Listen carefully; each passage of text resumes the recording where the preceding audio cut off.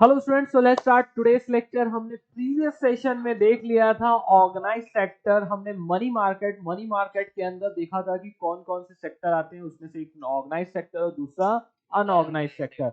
Organise sector के अंदर RBI, commercial bank, cooperative bank, discount housing finance of India and development finance और institution. अब आते हैं अनऑर्गेनाइज सेक्टर। अनऑर्गेनाइज सेक्टर ये सब कहाँ पाए जाते हैं? नाम से समझ में आ रहा है कि ये अनऑर्गेनाइज्ड है, लेकिन इन सब का काम क्या है? मनी मार्केट में शॉर्ट टर्म फंड्स मार्केट में प्रोवाइड करना। अब इसके अंदर सबसे पहला आता है इंडिजिनस बैंकर। ये सब साहूकार और ये सब जो रहते हैं ना, स्पेक्युलर के नीचे वो पैसा लोगों के ऊपर अत्याचार टीवी और मूवीज में देखते रहते हो, वही चीजें हैं बिल्कुल। तो सिमिलर फंक्शन ये बैंक की तरह करता है। ये शॉर्ट टर्म क्रेडिट इंस्ट्रूमेंट है। रेट ऑफ इंटरेस्ट डिफर करता है one market to another, one person to another also, and purpose भी mostly confined to certain social strata. तो आप पढ़ते रहो, सब चीजें आपको बहुत अलग अलग मिलेगी। मेन सबसे पहले यहाँ पास आपको वर्ड आया क्या? हुंडी। अब हुंडी और यहाँ पास बहुत सारे शब्द जो आने वाले हैं उनके बारे में थोड़ा सा अपन देख लेते हैं। सबसे पहले इंडिजिनियस बैंकर कौन से होते हैं? ये प्राइवेट फर्म्स और इंडिविजुअल होते हैं जो ऑपरेट करते हैं as a bank and both receive and deposit and give loan. जिस तरह बैंक एक परफॉर्म करता है वैसे ही करता है। ये फाइनेंशियल, ये भी इंटरमीडियरीज है, लेकिन ये कमर्शियल बैंक नहीं है। They should be distinguish professional money lenders whose primary business is not a banking but money lending. Okay. So अब यहाँ पास आते हैं कि यार ये निधि कंपनी क्या होती है, हुंडी क्या होता है, ये समझने की कोशिश करते हैं। निधि कंपनी एक non banking financial business structure है जिसका Nidhi company perform functions of lending and borrowing of money when its members, where it works through its members only within its members से ही लेते हैं और मेंबर्स को ही देते हैं। तो जैसे 500 मेंबर है, 500 मेंबर ने दिया, तो किसी एक मेंबर को जरूरत है, देने वाले 500 मेंबर। अब बैंक के अंदर भी यही होता है ना बच्चों। बैंक में भी क्या रहते हैं, लाखों हजारों लोग देते हैं पैसा, और जिसको एक को जरूरत रहता है, 5 को जरूरत रहती है, 10 को जरूरत रहती है, वो ले लेते हैं। Nidhi company is also called as mutual benefit company. क्यों? क्योंकि आपस के म्यूचुअल बेनिफिट के लिए ही वो किया जा रहा है। निधि कंपनी प्रमोट करती है art of saving and utilisation of funds with in its members community. नाम से अब जैसे जैसे आप पढ़ते जा रहे हो वैसे वैसे आपको काफी कुछ समझ में आ रहा होगा कि अल्टीमेटली इसका पर्पस क्या है। So Nidhi company does not require licence from RBI से कोई जरूरत नहीं है। And companies doing Nidhi business is also known as Nidhi, permanent fund, benefit fund, mutual benefit company, इन सब नामों से नवाजा जाता है इनको।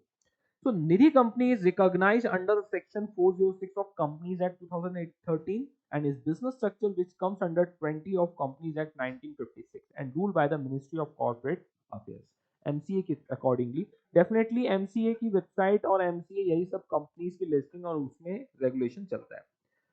निधि company form to increase the habit of saving of और द म्यूचुअल बेनिफिट अमाउंट। तो अल्टीमेटली इसका मोटिव क्या है? ये छोटे छोटे रूरल एरियाज जो लोग बैंक में जाके अपना अकाउंट ओपन नहीं करवाते, सेविंग की हैबिट डेवलप करवाना है। बार बार ये सेव करते हैं और इनको लाके देते हैं। मेन गोल इनका क्या है? Contribution from members and give it to their own members. इसका रजिस्ट्रेशन सिंपल है एंड लेस कॉम्प्लिकेटेड है and more popular in southern part of India.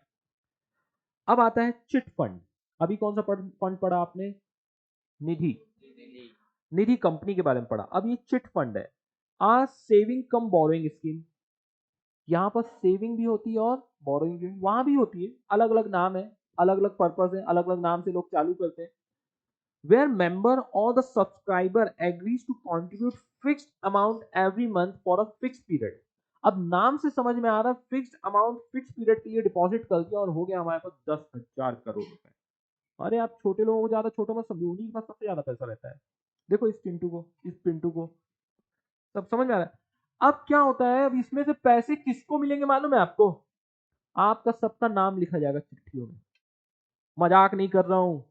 फिर एक डब्बे में डाला जाएगा, फिर डब्बे में हाथ डाल के हिला के एक पर्ची निकाल ली जाएगी और उसी को बोलते हैं चिट फंड। समझ में आ रहा है क्या? आप लोग को मजाक लग रहा है भाई, वही है। total amount contributed by subscriber to be auctioned and given as a prize money to needy subscriber every month. जो भी, लेकिन भाई फोकट में नहीं दिया जाता है, इंटरेस्ट चार्ज होता है. And extent analogy of chit fund is a kitty party. Okay, तो पैसे जमा किए जाते हैं. अब देखो चिट फंड के पर्पस भी अलग अलग हो सकते हैं. चिट नाम से निकाल लिया जिसको चाहिए.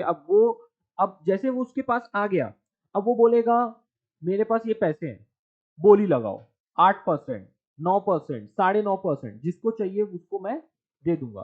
तो उसका अब देखो किसी को इंटरेस्ट नहीं देना यार, क्योंकि सबका लगा था, सबने रिस्क लिया था, मिलेगा कि नहीं मिलेगा. अब लेकिन जिसके पास पैसे आ गए हैं, अब वो उसको क्या कर सकता है, इंटरेस्ट चार्ज करते हुए. मतलब डिफरेंट डिफरेंट टाइप के धंधे चल रहे हैं मार्केट में, समझ लो. अभी ये एक सिर्फ नाम है, समझ में आ रहा है. अब वो क्या करेगा, किसी को भी दे देगा, उसमें से आधा पैसा दे देगा, पूरा पैसा दे देगा, लेकिन किसको देगा, मेंबर्स को ही. हाँ, नहीं तो खुद यूज करे, अब खुद ले जाके घर में कुछ भी करे वो देखे, लेकिन मेंबर्स को देगा तो बाद में कुछ बवाल हुआ, भसड़ हुई गया, तो फिर वो मेंबर आपस में सलटाते हैं, फिर उसी को चलता है. चलो, समझ में आया क्या, क्या क्या दो चीज समझ में आ गई आपको, बताओ. एक निधि कंपनी और एक चिट फंड. अभी आते हैं हुंडी. अभी हुंडी क्या है, technically hundi is unconditional order in writing made by a person directing another to pay a certain sum of money to a person name in the order. Hundi begins a part of informal system, have no legal status. Okay, ये पूरा का पूरा informal system है, no legal status, are not covered under any negotiable instrument act. ये बिल्कुल आपको वो bill of exchange और प्रॉमिसरी नोट की तरह दिख रहा होगा, लेकिन ये कहीं पास भी वो ऐसा नहीं है. तो हुंडी आपको समझ में आया ना, तो ये वहां चलता है शिवाजी महाराज का. हाँ, बराबर, सब वही है, सही बोल रहे हैं. हाँ.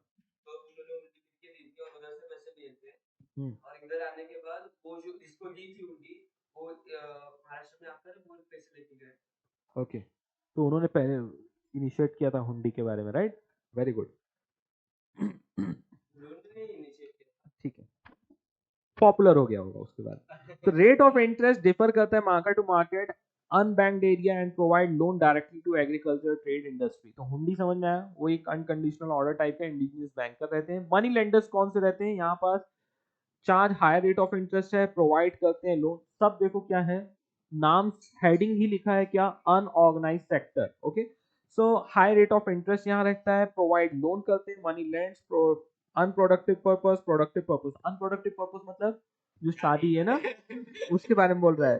प्रोडक्टिव पर्पस आप जो बिजनेस कुछ कर रहे हो, एग्रीकल्चर कर रहे हो, labour, small and marginal farmers, तो इन सबको दिया जाता है. At present the activities of money lenders have been restricted by the RBI due to their जो एक्सप्लॉइट करते हैं, जो किसको, जो बोरोवर्स होते हैं, इसलिए वो रिस्ट्रिक्ट करते हैं. उनकी टेंडेंसी इस प्रकार की है. तो अनरेगुलेटेड नॉन बैंकिंग इंटरमीडियरीज कौन से हैं, unregulated non bank financial intermediaries कौन कौन से हैं. सबसे पहले they include chit fund, Nidhi, loan company. मैंने बताया ना, नाम अनेक है. तो अभी मैंने आपको सारी हिस्ट्री बता दी है. तो सबसे पहले आया है आपका चिट फंड. अब समझ में आ रहा है, chit fund members make regular contribution to the fund. देखो आपने सबसे पहले क्या पढ़ा, निधि कंपनी. फिर क्या पढ़ा, चिट फंड. चिट फंड में मेंबर ही सब देते हैं, फिर चिट की तरह निकाल लो, या कि वो चिट फंड बनाने से पहले जो पर्पस बताया गया होगा कि किसी जिसको जरूरत है, जो गरजू है उसको देंगे, तो वो उस हिसाब से उसको वहां देने वाले हैं. बिड और draw are made on the basis of criteria mutually agreed upon by the member. Members ने जो भी डिसाइड किया होगा कि भाई बिड करेंगे कि ये पैसा अभी किसको, किस रेट ऑफ इंटरेस्ट में. क्या होता है ना, सब पैसा इकट्ठा हो जाएगा, बोलते हैं आप किसको चाहिए बोलो, 5%, 7%, 8%, बोलेगा मैं 10% मिलूंगा, एक बोलेगा 12% में मेरे को दे दो, एक बोलेगा 15% में मेरे को दे दो, उसको दे देंगे. और जो इंटरेस्ट आएगा सब मिल बांट के खाएंगे. समझ में आ रहा है क्या. तो वो एक बिड फंडा होता है. एक होता है ड्रॉ, जिसका भी निकल गई चिट्ठी वो पैसा लेके चले जाएगा, बाकी सब मुंह देखते रहना. ठीक है, तो कभी कभी उसको लोअर रेट ऑफ इंटरेस्ट में भी ड्रॉ के थ्रू भी दिया जाता है, कभी कभी विदाउट इंटरेस्ट भी दिया जाता है. ये तो रिस्क है. आप सोचते हो मेरा लग गया तो सारा पैसा मेरे को मिल जाएगा फ्री, इंटरेस्ट नहीं लगेगा, राइट. तो रिस्क है एंड गेन है. या कि उसको लोअर रेट ऑफ इंटरेस्ट में दिया जाएगा, like this. so are made on the basis of certain criteria mutually agreed and accordingly collected fund is given to the chosen member. जो भी member choose किया जाता है उसको दे दिया जाता है. Chit fund mostly operated in Kerala and Tamil Nadu. अब आते हैं निधि. निधि is also type of mutual benefit fund. So loans are provided to a member at a reasonable rate of interest. Nidhi company ध्यान आ रहा है. Nidhi company में क्या रहता था, मेंबर्स से ही पैसे देते थे, मेंबर्स को ही देते थे, बट एक रीजनेबल रेट ऑफ इंटरेस्ट में. लोन कंपनी क्या होती है, finance companies, they provide loans to the traders, small scale industries, self employed person. Being unregulated, they charge high rate of interest on loans. तो unregulated non banking financial intermediaries में आ गया Nidhi, chit fund and loan company. तो मैंने आपको क्या क्या पढ़ा दिया है, निधि कंपनी, चिट फंड, और उसके बाद हुंडी के बारे में पढ़ाया. हुंडी का यहाँ पर से कोई लेना देना नहीं. हुंडी क्या होता है, एक अनकंडीशनल ऑर्डर होता है, लेकिन उसका कोई भी बेस नहीं रहता. ध्यान आ रहा है अभी आपको. अब आता है role of money market in India. क्या रोल होता है मनी मार्केट का. अभी तक हम फिर क्या पढ़ रहे थे, और ठीक है चलेगा. तो सिंपल सा है. सबसे पहला रोल क्या है, short term requirement of borrower है, लिक्विडिटी मैनेजमेंट है, पोर्टफोलियो मैनेजमेंट है, इक्विलिब्रेटिंग मैकेनिज्म है, फाइनेंशियल रिक्वायरमेंट है. एक बार आप इसको रीड करें फास्ट से, फिर मैं आपको एक्सप्लेन करता हूं. सो अब यहां पास हम सबसे पहला आइटम है कि ऐसे कौन से रोल है मनी मार्केट के, क्या रोल है, कौन बताएगा. सबसे पहला क्या है, शॉर्ट टर्म जो मार्केट की रिक्वायरमेंट है बोरोवर्स की, वो फुलफिल कर देती है. आपको टीवी, फ्रिज, वॉशिंग मशीन खरीदना हो तो आपको मिल जाता है यहाँ से. Money market provide reasonable access to meeting the short term financial need of the borrower at realistic या कि रियलिस्टिक प्राइसेस, मतलब बहुत ही नॉमिनल या कि नॉर्मल रेट ऑफ इंटरेस्ट में आपको क्या मिल जाता है, इन सब के अगेंस्ट का लोन मिल जाता है. उसके आप क्या कर सकते हो, अपनी पर्सनल रिक्वायरमेंट्स को, कार लोन हो गया, टू व्हीलर लोन हो गया, कोई या तो बिजनेस की शॉर्ट टर्म लोन हो गया, वो सब हो सकता है. फिर आता है मनी मार्केट किस चीज में हेल्प करता है, और भी फाइनेंशियल इंस्टीट्यूशन अपन ने पढ़े ना, वो लिक्विडिटी मैनेजमेंट करता है. लिक्विडिटी मतलब प्रॉपर लिक्विडिटी मार्केट में बनी ही रहनी चाहिए अंडर एनी सर्कमस्टांसेस. चाहे कोरोना आए, चाहे रिसेशन आए, जब तक लिक्विडिटी बनी रहेगी मतलब ये नहीं आ रहा है. समझ में आ रहा है क्या, लिक्विडिटी नहीं है मतलब कुछ ना कुछ गड़बड़ है. तो money market is dynamic market. Dynamic मतलब चेंज होता रहता है. It facilitate better management of liquidity and money in the economy by the monetary authorities. Monetary authorities कौन है, ultimately RBI. And this is in turns lead to economic stability and development of the country. आप भी देखते हो रोज USA ने इतने basis point से अपना क्या कर दिया है, रेट को इंक्रीज कर दिया है, सुनते आते हो, इन्फ्लेशन को कंट्रोल करने के लिए. अच्छा ये बताओ, मैंने अभी आपको पढ़ा दिया है, अभी बहुत ज्यादा चल रहा है इन्फ्लेशन. इन्फ्लेशन को कंट्रोल करने के लिए सारे रेट क्या करने पड़ेंगे, इंक्रीज. और यदि डिफ्लेशन को कंट्रोल करना होगा तो सारे रेट डिक्रीज. ओके. इन्फ्लेशन मतलब महंगाई बढ़ रही है. महंगाई बढ़ रही है, क्यों बढ़ रही है, क्योंकि लोगों के पास बहुत पैसा है, लिक्विडिटी मार्केट में बहुत ज्यादा हो गई है, लोग किसी भी चीज को खरीद रहे हैं, कितने भी क्वांटिटी में खरीद रहे हैं, कितने भी प्राइस में खरीद रहे हैं. तो हम क्या करेंगे, मार्केट से पैसा रोकेंगे. रोकना है तो क्या करेंगे, लोगों के पास पैसे कम जाने चाहिए, तो हम rate of interest of loan and all सबका क्या कर देंगे, बढ़ा देंगे, तो लोग क्या करेंगे, कम लोन लेंगे. ओके. सो नेक्स्ट आते हैं आपका पोर्टफोलियो मैनेजमेंट में. मनी मार्केट का portfolio management, different type of financial instrument होते हैं, तो आप अपने रिस्क को मिटिगेट वर्ड भी मैंने आपको पढ़ाया है ना अभी रिसेंटली, ध्यान आ रहा है मेरे को. मैंने क्या बोला था, मिटिगेट मतलब न्यूट्रलाइज, मैनेज, अपने रिस्क को डाइल्यूट करना या इक्वल मैनेज करना. ओके. या कि कम करना, उसी को बोलते हैं मिटिगेट करना. So that are designed to suit the risk and return preference of the investor. This enables the investor to hold a portfolio of different financial assets. कुछ एसेट्स बहुत ज्यादा रिस्की होते हैं, कुछ एसेट्स तो काफी ज्यादा सिक्योर्ड होते हैं, कुछ बीच के रहते हैं. तो accordingly it which in terms help in minimizing risk and maximizing return. मैंने आपको फॉरेन एक्सचेंज के रिटर्न के टाइम में बताया था, ध्यान आ रहा है, आप ही को बताया.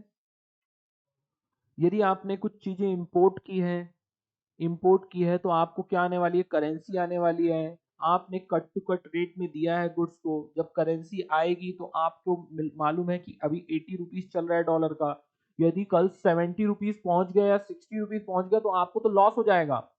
आपने बेचा क्या था, आपने समझो आपने एक ये माउस बेचा था $1 में, इसके अगेंस्ट में आपको कितना मिलने वाला था, 80 रुपीज इन इंडियन रुपी।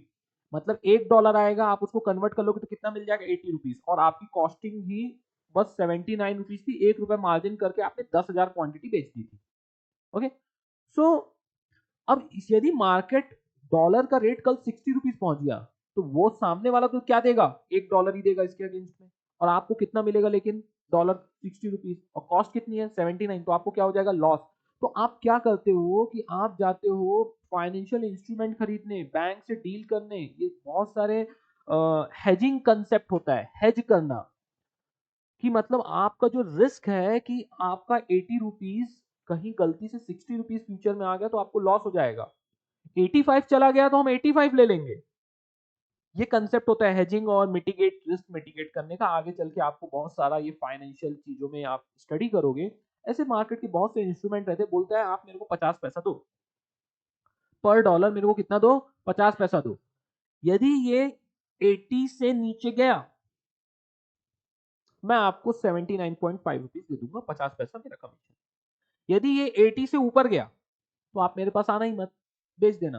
तो उसने कमीशन बीच में एक चार्ज किया, समझ में आ रही बात। तो उसका क्या हो गया, रिस्क सिक्योर्ड हो गया, लेकिन उसके लिए उसको क्या देना पड़ा, कमीशन एक देना। तो इसको बोलते हैं रिस्क मिटिगेट हेजिंग, ये कंसेप्ट होते हैं। तो मार्केट में ऐसे बहुत सारे इंस्ट्रूमेंट, और इंस्ट्रूमेंट मतलब क्या, कुछ कॉन्ट्रैक्ट हो गए, कुछ डील हो गई, उसी को क्या बोल देते हैं। जो आप लोग स्टॉक मार्केट में आप फ्यूचर ऑप्शंस के बारे में पढ़ते हो, देखते हो, वो सब भी वैसे ही है। आपने एक जगह क्या किया, स्टॉक खरीद के रखा है फिजिकल, आपका रिस्क क्या है, फ्यूचर में प्राइस गिर गया तो आप क्या करते हो, फ्यूचर में एक पुट या कॉल ऑप्शन अकॉर्डिंगली खरीदते हो कि यदि गिर गया तो मैं इधर से रिकवर कर लूंगा। वहां पास अपन ने क्या कर दिया, गिरे हुए रेट में खरीद लिया, यदि इस गिरे हुए रेट में आया तो मैं खरीद लूंगा। किसको किसको समझ में आया, हमने 100 रुपीज में शेयर्स को खरीद के रखा है, अब आपका रिस्क क्या है, 100 से नीचे ना चला जाए फ्यूचर में। तो आपने क्या किया, आपने एक कॉल ऑप्शन खरीद के रखा है, कितने रुपीज में, 70 रुपीज में। मतलब कि रुपीज नहीं पे करना पड़ता, उसमें एक कमीशन पे करना पड़ता है कि इन फ्यूचर यदि ये शेयर जो 100 रुपीज वाला है 100 रुपीज से नीचे में आया, या कि 70 रुपीज से नीचे में आया, तो मैं कितने में खरीदूंगा, तुमसे इतने रेट में खरीदूंगा। तो यहाँ पास रेट कम हुआ, हम यहाँ से खरीद लेंगे, या बेचने का एक ऑर्डर में इंटर कर लेते हैं, तो इन फ्यूचर हमको कोई भी रिस्क नहीं रहता। बढ़ गया तो ऑप्ट करने का, घट गया तो रिस्क वाला, वैसे ऑप्शंस वहां ऑप्ट करने आता है। जो प्रॉपरली इसको समझता है वो ये सारे ऑप्शन करता है, और ये सारी चीजें, और उनके रेट भी इसी अकॉर्डिंगली डिसाइड होते हैं, किसके, put and call option and all के। ठीक है, तो इसी तरह फाइनेंशियल एसेट्स होती हैं, डिफरेंट डिफरेंट फाइनेंशियल एसेट्स को अपन खरीद के अपन अपना क्या करते हैं, रिस्क को मिटिगेट करते हैं या कम करते हैं, और अपने रिटर्न को ज्यादा करते हैं। इक्विलिब्रेटिंग मैकेनिज्म में क्या रहता है, दो, थ्रू रैशनल एलोकेशन, रैशनल मतलब नॉर्मल एलोकेशन ऑफ रिसोर्सेज, मतलब money, and mobilization of saving into investment channels, money market helps to establish a equilibrium between demand for and supply of short term funds, बराबर से इसको balance करता है। ऐसा नहीं है कि सब कुछ सारे फंड्स को अपन ने कोई लॉन्ग टर्म उसमें फंड्स में लगा दिया। फाइनेंशियल रिक्वायरमेंट ऑफ गवर्नमेंट जो रहती है उसको भी हेल्प करता है कौन, money market, to fulfill the short term financial requirement basis of treasury bill. एक है क्या, बहुत सारे उनके पास इंस्ट्रूमेंट है जिसके थ्रू वो अपने शॉर्ट टर्म फंड्स को क्या करते हैं, शॉर्ट टर्म रिक्वायरमेंट को फुलफिल कर सकते हैं। इम्प्लीमेंटेशन ऑफ मॉनेटरी पॉलिसी क्या होता है, मॉनेटरी पॉलिसी जो रहती है, जो आरबीआई या सेंट्रल बैंक की जो रहती है, वो इम्प्लाई करने के लिए it aims and money managing the quantity of money in order to meet the requirement of different sector of the economy. हर सेक्टर ऑफ द इकोनॉमी में सब प्रॉपर से क्या हो, मैनेज हो, इक्वली डिस्ट्रीब्यूट हो पैसे वगैरह सब सेक्टर्स को। तो इसलिए to increase the pace and the economic growth ये सब करना पड़ता है। A well developed money market ensure successful implementation of monetary policy. अब मॉनेटरी पॉलिसी के अंदर रूल्स एंड रेगुलेशंस, जो रिजर्व रिक्वायरमेंट है, टर्म्स एंड कंडीशन, सब कुछ फुलफिल कराना होता है। It guides the central bank in developing an appropriate interest policy, जो उन सबके इकोनॉमी के इंटरेस्ट में हो। Economize the uses of cash, बोलता है मनी मार्केट डील्स करता है वेरियस फाइनेंशियल इंस्ट्रूमेंट में that are close substitute of money, because ये शॉर्ट टर्म है, शॉर्ट टर्म मार्केट है, तो वो क्या हो जाता है, इसका शॉर्ट टर्म, इसका मनी का सब्स्टिट्यूट बनता है, not the actual money. This is economise the use of cash, cash को कम करता है, बाकी चीजें क्योंकि बाकी शॉर्ट टर्म इंस्ट्रूमेंट में लोग ज्यादा डील करते हैं। Growth of commerce and industry and trade, definitely ये शॉर्ट टर्म इनको हेल्प करता है लोकल एंड इंटरनेशनल के who are in urgent need of short term fund. इसी तरह एक होता है letter of credit, have you heard about that letter of credit? तो वो भी इसी सब के अंदर आता है। लेटर ऑफ क्रेडिट भी शॉर्ट टर्म मनी मार्केट का एक इंस्ट्रूमेंट है। क्या ये बात समझ में आती है? अब आपको कोई भी यदि इंस्ट्रूमेंट मार्केट में पता चले, देखो यहाँ सब इंस्ट्रूमेंट लिखे नहीं है, करेंटली मार्केट में बहुत सारे इंस्ट्रूमेंट है। ओके, सो उसमें से आप इंस्ट्रूमेंट का पर्पस, यूज एंड ड्यूरेशन देखते हुए आप क्या बोल सकते हो कि ये शॉर्ट टर्म मनी मार्केट का इंस्ट्रूमेंट है कि कैपिटल मार्केट का इंस्ट्रूमेंट है। समझ में आ रही है बातें? क्यों है letter of credit short term? क्योंकि उसमें क्या पर्पस रहता है, कहीं आपको अब्रॉड में से कुछ परचेस करना रहता है और आप पूरा पेमेंट नहीं करना चाहते हो, तो आपको एक लेटर लिख के देना पड़ता है। यहाँ का बैंक वहाँ की बैंक को देता है कि ये इंसान क्रेडिट वर्दिनेस है, इसके पास सफिशिएंट पैसा है, धोखाधड़ी नहीं है, इसका फाइनेंशियल बैकग्राउंड अच्छा है, आपका पैसा जनरली दे देगा, आप चिंता ना करें, नहीं देगा तो मैं दूंगा। कौन बोलता है? बैंक। एक लेटर में लिख के उस बैंक के, कहाँ के, जैसे चाइना से आप इंपोर्ट करो तो चाइना के बैंक को देगा। चाइना का बैंक कौन सी बैंक रहेगी? जिस कंपनी में उसका बैंक अकाउंट होगा, तो वो कंपनी को जाके बोलेगा हाँ मेरे को इंडिया से एक अश्योरिटी आ गई है। लेकिन ये लेटर ऑफ क्रेडिट जो इंडिया का बैंक दे रहा है, इसके अगेंस्ट में वो क्या चार्ज करेगा अपने कस्टमर से, इंडिया कस्टमर से? कमीशन। ओके, वो चार्जेस वगैरह। तो प्रॉब्लम क्या है मनी मार्केट का, समझ में आया क्या? हाँ, तो लेटर ऑफ क्रेडिट का मेजर रोल यही रहता है कि पैसे देने नहीं पड़ते हैं, आपकी क्रेडिट वर्दीनेस है ऐसा लिख के दिया जा रहा है बस।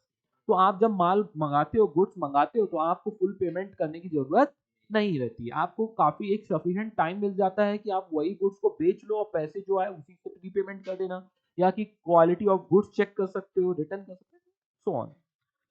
तो क्या प्रॉब्लम आ रहा है? Compare to the advance country, India money market is less developed है। मतलब अच्छा स्कोप है आप लोगों के लिए, बोल रहा है वो लेस डेवलप्ड है in terms of volume and liquidity. समझ में आ रहा है? तो फॉलोइंग पॉइंट्स एक्सप्लेन, जैसे अभी आपने रिसेंटली बहुत लोगों ने, जैसे देखो अभी रतन टाटा या कि टाटा ग्रुप ने भी अभी ऑब्जर्व किया कि आने वाले फ्यूचर में जो एयरलाइन इंडस्ट्री है पूरे वर्ल्ड में और खास करके इंडिया में, वो काफी अंडर डेवलप्ड है और इसमें बहुत ज्यादा स्कोप है। तो वर्ल्ड आज तक दुनिया में एक साथ इतने, तो हमारे इंडिया में टोटल अभी 600 एरोप्लेन, मतलब पुराने नए टूटे फूटे खटारा सब मिला के हैं 600 समथिंग, और वो अभी नए कितने ऑर्डर कर रहे हैं? 500 एरोप्लेन। आपको समझ में आता है क्या है? 500 एरोप्लेन। हाँ, उसको इंडिया में रखने के लिए जमीन अभी जंगल काटने पड़ेंगे, समझ में आ रही है आपको बात? मतलब अगले आने वाले 4-5 साल में 500, इन्होंने अभी से 500 एरोप्लेन का किसी ना किसी दो कंपनी है उनको बस ऑर्डर देने वाले हैं। बोइंग एंड एयरबस, एक चाइना की कंपनी है और एक समथिंग ऐसा कुछ तो है। नहीं, चाइना की नहीं है, कोई सी नहीं है ना, अमेरिकन कंपनी है। तो इन दोनों से नेगोशिएशन और इन दोनों को दिया जा रहा है और दो टाइप की प्लेन्स है। तो 500,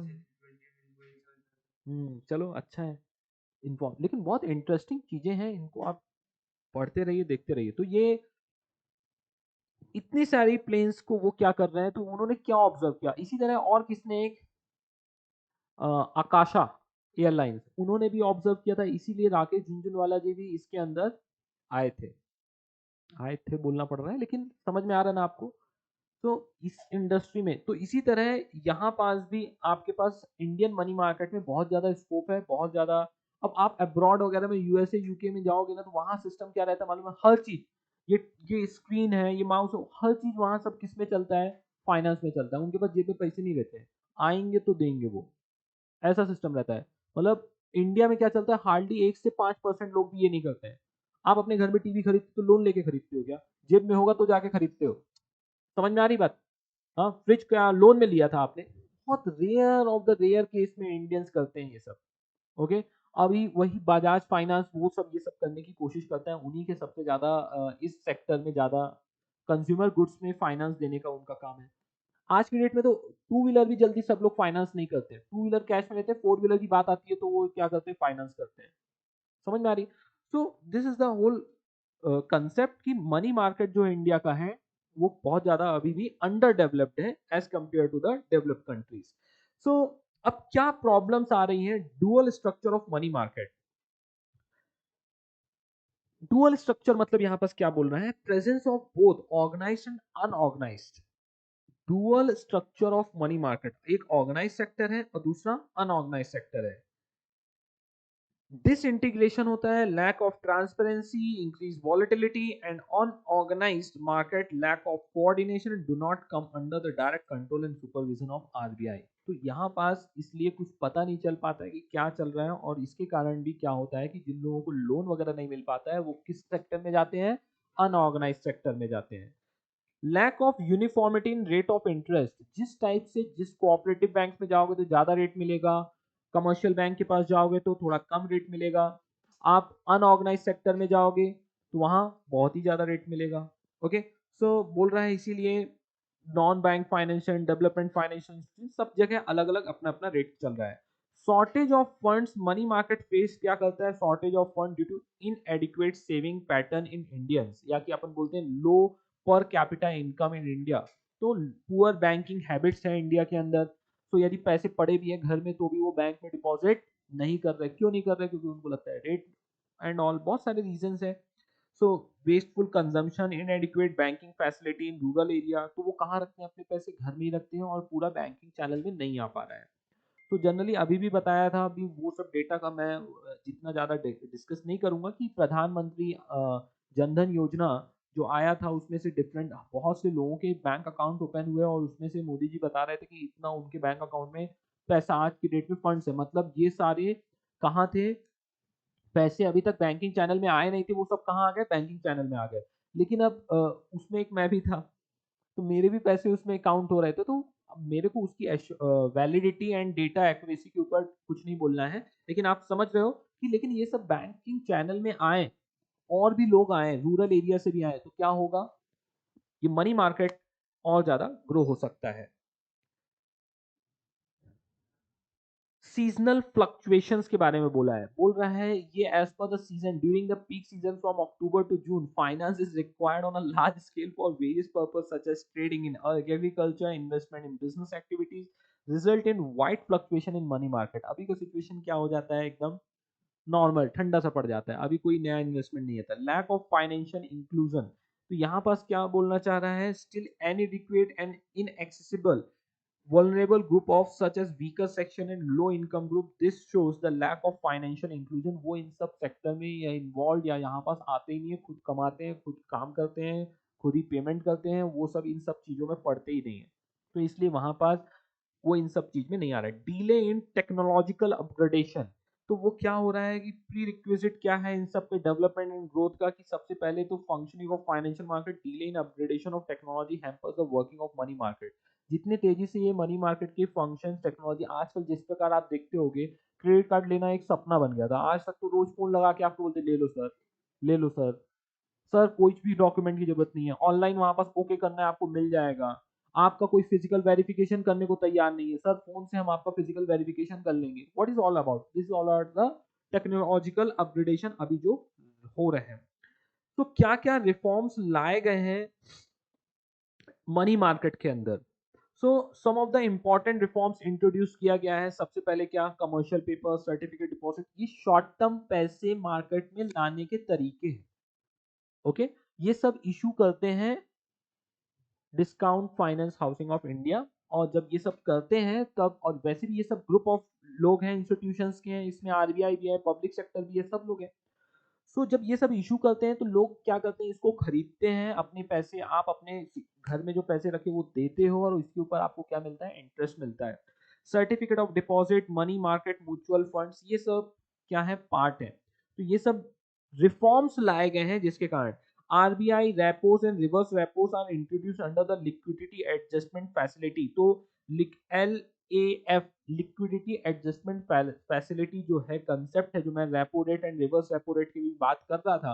रेपो रेट कौन सा होता है, रिवर्स रेपो रेट मतलब आरबीआई, रेपो रेट वो रहता है, आरबीआई जब कमर्शियल बैंक को पैसे देती है लोन के फॉर्म में, ध्यान रखो, लिख लो, लिखना है तो, आरबीआई जब पैसे देती है किसको, कमर्शियल बैंक को, तो उसको बोलते हैं रेपो रेट। लेकिन जब जब आरबीआई को लगता है यार मार्केट में बहुत पैसा है और ये कमर्शियल बैंक बहुत ज्यादा लोगों को पैसे लोन में दे रही है, और मेरे को मेरा पैसा वापस चाहिए, या कि मार्केट में पैसे ज़्यादा नहीं चाहिए, तो रिवर्स रेपो रेट लगता है, जिससे कमर्शियल बैंक से पैसे ले लेती है कौन? आरबीआई। सो आरबीआई पैसे लेने वाली है। सो इन सब तरीके से भी क्या होता है कि मनी मार्केट को रेगुलेट किया जाता है। Interest rate to be largely determined by the market forces से डिटरमाइन करने की कोशिश करते हैं, जिस प्रकार से जितना ज़्यादा डिमांड रहेगा उतना ज़्यादा मार्केट का रेट रहेगा, मार्केट डिमांड कम रहेगा तो रेट कम रहेगा। एनईएफटी, आरटीजीएस ये सब इंट्रोड्यूस किया गया है, यूपीआई के लिए लिखा नहीं गया है क्योंकि किसी ने ठीक से इसके ऊपर ज़्यादा डिस्कशन नहीं किया है। And electronic dealing system was introduced to bring the technological upgradation, ये सब किए जा रहे हैं। तो ये सारे इनको बोल रहा है कि ये रिफॉर्म्स हैं किसमें? मनी मार्केट इन इंडिया में। आज की डेट में देखो, जो पानी पूरी वगैरह और जो हॉकर्स रहते थे, छोटे छोटे बिजनेसमैन रहते थे, चाय वाले रहते थे, इनका पैसा पहले कहाँ रहता था? उनके घर में ही रहता था। कितना भी कमा ले घर में। आज की डेट में अरे जब बेचते हैं ऑटोमेटिकली वो कहाँ चला जाता है? बैंक में जाता है, क्योंकि 90% आज की डेट में कंज्यूमर इंडिया के अंदर यूपीआई या ऑनलाइन पेमेंट करने की कोशिश करता है। Do you know recent development in banking sector? उन्होंने स्मॉल फाइनेंस बैंक्स को बहुत सारे उनको क्या किया है, आरबीआई ने ऑथराइज किया या कि लाइसेंसिंग किया ठीक से, और उनको बैंकिंग रेगुलेशन एक्ट के थ्रू भी उनको लाइसेंस मिला, और इसके कारण और ज़्यादा बैंकिंग चैनल्स और बैंकिंग सेक्टर बहुत अलग अलग एरिया में डेवलप हो रहे हैं। जैसे promote the financial inclusive through supply of credit to small businesses, small marginal farmers, micro and small industries. Payment bank के बारे में बोला है, without involving any credit risk. उन्होंने क्या किया है, अप टू 1 लाख का क्या कर सकते हैं, accept demand deposit, offer remittance service, mobile payment, transfer, ATM, debit card, ये सब भी चीजें प्रोवाइड कर रहे हैं। लेकिन उसमें क्या लिमिटेशन रख दिया गया बताओ? 1 लाख का, 1 लाख का। अरे जो आपका पेटीएम, एयरटेल पेमेंट बैंक, इन सब के बारे में बात कर रहा है। Universal bank refers to those bank offer wide range of financial services such as commercial bank, investment banking and other activities. Local area banks कौन से होते हैं? जो इंट्रोड्यूस हुआ था 1996 में to enable mobilization rural saving by local institution, specifically private local bank, and कह सकते हो semi urban, rural and semi urban areas में ये सब चीजें की जाती है। अब आता है यहाँ पास से क्या आपका कैपिटल मार्केट इन इंडिया, और ये हम करेंगे अपने नेक्स्ट सेक्शन में। So that's it for today. See you all in the next lecture. Take care. Bye bye.